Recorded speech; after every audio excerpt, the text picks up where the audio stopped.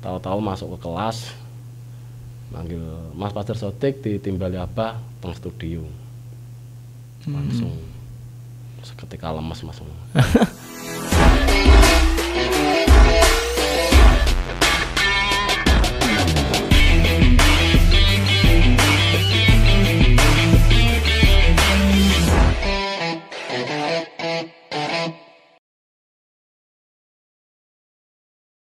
Assalamualaikum warahmatullahi wabarakatuh. Jumpa lagi di YouTube Rebana Wali Songo Sragen dalam acara podcast episode ke-7. Kita kali ini kedatangan tamu yang merupakan tukang remo ya, pengremo Rebana Wali Songo yang mungkin sekarang ini sedang naik daun. Siapa lagi kalau bukan Mas Fajar Sodik. Kita sapa dulu Mas Fajar. Assalamualaikum Mas Fajar. Waalaikumsalam Mas Alwi. Bagaimana kabarnya? Alhamdulillah sehat, baik-baik. Ya ini Mas Fajar ini kebetulan kali ini pertanyaan banyak sekali yang ingin penasaran. Ini Mas Fajar ini seperti apa orangnya? Langsung saja ya Mas Fajar ya. Pertanyaan pertama. Kebanyakan itu kan dari teman-teman Rebana Wali Songo itu kan berawal dari mondok ya, menjadi santri di Wali Songo baru masuk di Rebana. Kalau boleh tahu nih ceritanya awal pertama kali Mas Fajar ini masuk di Rebana di Pondok Pesantren Wali Songo itu bagaimana? Boleh diceritakan Mas? Awal pertama masuk Pondok Pesantren Wali Songo itu dulu saya waktu masih di SMP itu termasuk anak yang bandel lah. Iya. Mungkin orang tua sudah bingung mau diapa, Judek lah gimana ya, judek. Akhirnya taruh pondok mungkin gitu. Dulu sempat tawari pondok Tebuireng sama Wali Songo. Tebuireng ya, Jombang ya. Tebuireng Jombang, Wali Songo Sragen. Ya. Saya waktu itu cuma terlintas, alah pilih yang deket-deket aja. Sudah Wali Songo Sragen. Jadi waktu itu pokoknya gak mikir doang, penting sing cedak nih Mas ya. Ya mikir hanya nurut orang tua, mondok ya mondok gitu aja. Nah, waktu itu tahun berapa Mas? Itu saya pertama kali mondok. SMP tahun 2004. 2004 saya masuk SMA, saya masuk pondok. Nah, waktu itu pertama kali masuk pondok itu apa langsung masuk Rebana atau bagaimana itu? Ya saya seperti biasa santri yang lain ya, nggak langsung masuk Rebana ya. Tetap fokusnya tetap ngaji sekolah sama itu. Nah, kok sekarang bisa masuk Rebana Wali Songo itu awalnya bagaimana ceritanya kok bisa masuk itu? Padahal kan tadi awalnya kan katanya sekolah biasa pada umumnya santri. Itu gimana ceritanya Mas? Awal bisa masuk di grup Rebana Wali Songo Sragen pertama kali, yang jelas saya nggak tahu kenapa kok saya bisa ikut dimasukkan dalam grup ya Mas. Iya. Faktor apa yang jelas saya nggak tahu, cuma yang jelas dulu waktu saya masih awal-awal di pondok itu, waktu itu ada acara akhir usana, itu ada lomba rebana komplit, cuma nggak ada orjen ya, alat yang lain itu komplit seperti remo, beduk, sama tengtong, teplak, tam itu ada semua kecuali orjen. Nah itu sama teman-teman saya disuruh megang remo. Ceritanya awal di situ. Ya, mungkin waktu itu ya. Yang jelas saya masih teringat itu respon dari, kan itu rame Mas itu akhir sana kan lombanya rame. Nah, respon dari audiens penonton itu sama juri itu sepertinya bagus. Saya turun panggung itu langsung disamperi Pak Ustadz Suraji itu. Pak Ustadz Suraji, terus Pak Zainun, terus siapa ya, lupa saya. Terus senang lihat jaringan. Senang, terus ditanya, di rumah udah ada grup Rebana ya Mas? Saya kenal rebana juga baru di sini, Pak. Padahal baru. Ya saya kenal rebana baru di sini. Saya jawab gitu. Ya, jadi nah terus itu sudah 3 tahun berlalu itu. 3 tahun berlalu soalnya saya masuk rebana itu sudah lulus SMA. Tahu-tahu pas ngaji dipanggil Ustadz Imron itu. Iya. Ustadz Imron tahu-tahu masuk ke kelas manggil Mas Fajar Sodik ditimbali apa teng studio. Langsung seketika lemas Mas. Lemas waktu itu, Mas? Lemas. Enggak, waktu itu bingung. Waktu itu ya, Mas. Waktu itu ketika lomba itu berarti ada jeda waktunya itu. Enggak langsung habis turun lomba beberapa hari langsung dipanggil abah atau bagaimana itu? Itu sudah 3 tahun berlalu itu, Mas. Jadi saya lomba itu waktu masih kelasnya itu SP, sekolah persiapan. Nah itu saya udah kelas Sivir Salis baru masuk rebana. Begitu. Jadi saya masuk sekolah itu lombanya, saya lulus sekolah ikut rebananya. Jadi ada jeda 3 tahun ya. Pasca tadi jenengan tampil di lomba rebana, haflah akhirusana sampai ambiar tadi, terus dikasih apa jeda 3 tahun baru. Kalau menurut saya mungkin poin saya di situ pas lomba itu mungkin ya.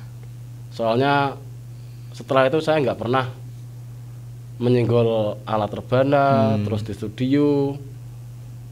Ya pokoknya masalah-masalah musik saya sudah dalam arti cuma biasa. Habis itu saya juga nggak ambil pusing penampilanku pas lomba itu gimana, saya juga nggak tahu. Mungkin tetap itu mungkin, Mas. Dari penampilan pertama pas lomba waktu awal-awal masuk pondok itu. Ya. Terus tadi kan setelah jeda 3 tahun ngaji dengan Pak siapa tadi? Pak Ustadz siapa tadi? Ustadz Imron terus ditimbali abah. Ya. Itu bagaimana perasaannya waktu itu? Lemas, Mas, itu. Lemas. Bingung, takut. Soalnya kan saya dulu itu di pondok waktu awal-awal itu sering buat masalah. Saya termasuk santri yang bandel, sudah saya akui itu. Sering berurusan sama pengurus, baik Pak Kamal, terus Pak Ustadz Sukron. Ustadz Sukron. Dulu yang sering ngurusi saya itu. Sampai ya banyak lah sih yang jelas permasalahan saya waktu masih awal-awal itu.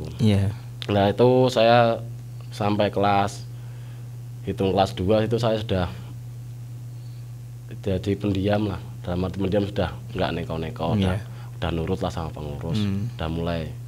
Yang jelas pikir saya mungkin saya di sini tinggal 1 tahun, habis itu keluar ya tetap kalau bisa tinggalan baik, jangan udah posisi aman, suci lah. Nah itu kan saya ditimbali abah studio, pikir saya mungkin ada masalah tahun lalu yang belum selesai atau apa, bingung itu masalah. Bingung, Mas, campur aduk itu. Tapi waktu itu kan nggak ada pikiran rebana. Nah, tahu-tahu dipanggil ke studio itu zaman dulu ruang pribadi abah zaman dulu. Abah dulu studio ruang pribadi. Saya pikir ya langsung ke situ. Ternyata saya ke studio, masuk ke di situ pas banyak kru rebana Wali Songo Sragen sedang latihan. Saya juga agak plong, wah. Sepertinya ini pertanda. Yang jelas saya agak plong itu posisinya nggak langsung depan, agak langsung berhadapan, cuma saya sama abah, posisinya banyak orang. Jadi saya agak tenangnya di situ. Enek kancane. Kalau saya masuk langsung ke abah. Terus abah tanya, Mas Fajar pun boten sekolah, Mas? Boten, Bah. Mau rebana ya saya langsung bilang nggih, langsung sendika dawuh. Waktu itu masih ingat nggak tahun berapa itu ditimbalinya? Itu tahun 2007, saya pas lulus sekolah.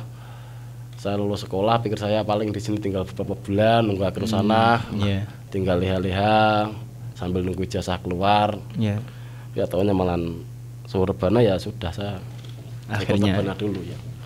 Senang Mas dulu masuk ke rebana itu, ada kebanggaan tersendiri. Ya jelas senang lah soalnya dulu yang rebana itu santri yang mukim putra itu cuma saya. Saya sama Mas Dul. Mas Nurholis mungkin? Saya Mas Dul, Mas Nurholis itu setelah saya jelang 1 tahun ya. Itu baru Mas Nurholis masuk. Saya sama Mas Dul cuma itu. Nah, waktu tahun 2007 itu pertama kali masuk. Itu kalau boleh tahu alat yang pertama kali dipegang. Alat pertama kali.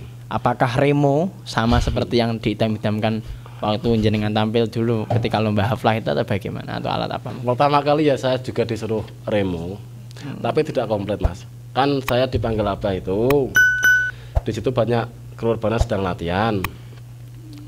Di situ tampil pertama saya cuma pegang head, simbal sama snare. Itu sebenarnya juga sudah ada remo komplit, tapi malam itu acara RMI rutinan itu konsepnya rebana klasik, jadi nggak pakai remo, cuma pakai simbal, snare sama head. Itu pertama kali saya ikut rebana di Tanon itu. Waktu itu di Tanon nggih. Iya. Jadi pertama kali ikut rebana itu jadwal pertama kali di Tanon. Di Tanon, di kota kelahiran. Kota kelahiran. Oh, jangan aslinya Tanon, Mas. Asli Tanon. Asli Tanon ya. Iya. Terus sebelum apa, Mas? Ketika jenengan megang remo, mungkin alat selain itu yang pernah dipegang Mas Fajar ini apa? Saya pertama kali sini nyekel pegang remo ya hanya pas itu Mas, acara malam itu, RMI itu. Setelah itu saya sudah masuk rebana. Ya. Tapi saya itu pegang pertama ya. Habis remo malam pertama itu, terus baru itu selanjutnya itu saya pertama pegangnya tengtong. Tengtong dulu diajari sama Pak Syekh Ngerang, Ustadz Khairun. Pak Khairun ya. Ya itu disuruh jajal tengtong suaranya kayak ngopo. Dia gitu. Dulu. Ketika itu cuma itu. Pak Khairun itu ngajarin nggak banyak itu. Ngajarin cuma yang penting bunyinya. Tengtong juga gitu, tam juga gitu. Ngajarin dong ya penting tangtung sama tam juga gitu. Teng dung. Tanganmu ini itu Pak Khairun. Antara dung dan tak itu dung, harus teng, beda. Ya. Habis nyekel tengtong itu tam juga gitu yang ngajarin Pak. Saya itu selama mungkin hampir 1 tahun atau 2 tahun ya Mas. Ya. Itu saya ikut latihan itu kayaknya cuma sekali. Itu pun latihan cuma itu sama Pak Khairun, cuma dibilangin teng dung sama teng tong sama itu. Yang lainnya itu salah latihan di panggung. Kalau setelah saya nengtong itu saya sempat melirik tam. Yeah. Tam itu yang ngajari Mas Janto. Saya sering sama Mas Janto itu. Oke, Mas Fajar, kembali ke pertanyaan terkait remo. Pertama kali ngeremo itu awalnya kepepet atau mungkin keinginan sendiri waktu itu? Bagaimana coba? Maksudnya kepepet? Ya, kepepet tuh apa? Iki pokoknya ya jatra dikon megang remo ya pokoknya saya tugasnya di remo, bukan dari keinginan sendiri. Itu sebenarnya keinginan sendiri Mas, sendiri. Dulu sebenarnya saya itu sukanya sama beduk, tapi sepertinya menurut pengamatan saya ya teman-teman yang nabuh beduk itu urutannya sepertinya remo dulu baru ke beduk. Jadi saya otomatis saya harus melewati fase remo. Waktu itu ya banyak yang nganu Mas. Kalau bilang kupat tetap enggak, soalnya banyak yang jelas saya di situ seperti membawa arus baru. Yeah. Banyak yang ada yang suka, ada yang tidak. Tentang remunan saya. Yeah. Cara ciri khas ya. Ya. Banyak yang melirik. Ya banyak lah Mas itu. Yang jelas ya tetap ada yang suka, ada yang tidak, biasa. Nah, tapi saya tetap nggak ambil pusing. Pokoknya ini ciri khas saya ya. Intinya seperti itu ya. Oke, Mas Fajar, ini menurut cerita teman-teman, ini Mas Fajar ini orang yang paling sering menghabiskan stick drum, stick remo. Ini bagaimana ceritanya ini? Monggo silakan diklarifikasi di sini biar lebih jelas ini. Karena apa mungkin saking semangat nabuh atau bagaimana mungkin Mas Fajar bisa dijelaskan?